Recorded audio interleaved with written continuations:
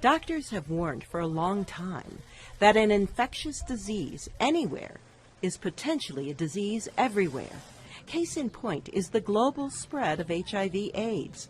Another case, SARS, severe acute respiratory syndrome. It was discovered in China in February 2003, and like the current coronavirus epidemic, the government had to build special hospitals. Before SARS was finished 6 months later, it had spread to more than 24 countries, mostly through air travel.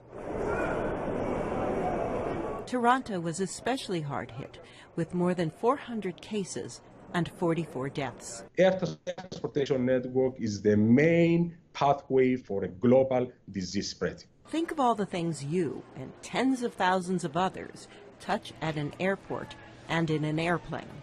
A study from the Massachusetts Institute of Technology shows that very few people in an airport have clean hands. And if we want to slow an epidemic, we have to have clean hands. First of all, we try to calculate the rate of hand washing around the world. Previous studies showed that 70% of people wash their hands after using a toilet.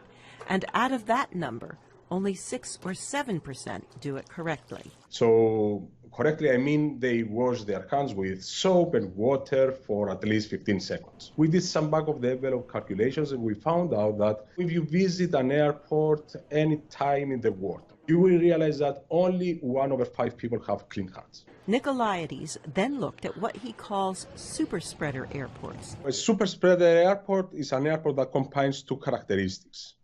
The first one is that has a lot of traffic, transfers a lot of people around.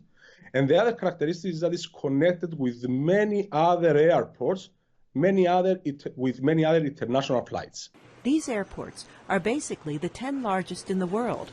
John F. Kennedy in New York, Los Angeles International, London Heathrow, Hong Kong International, Beijing Capital are among them. Airports and airplanes are close, confined areas with large mobile populations who have dirty hands.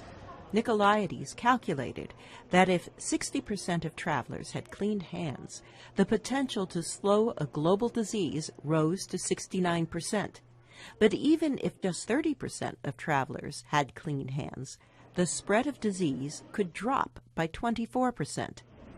Nikolaides says educating the public is the key. Carol Pearson, VOA News, Washington.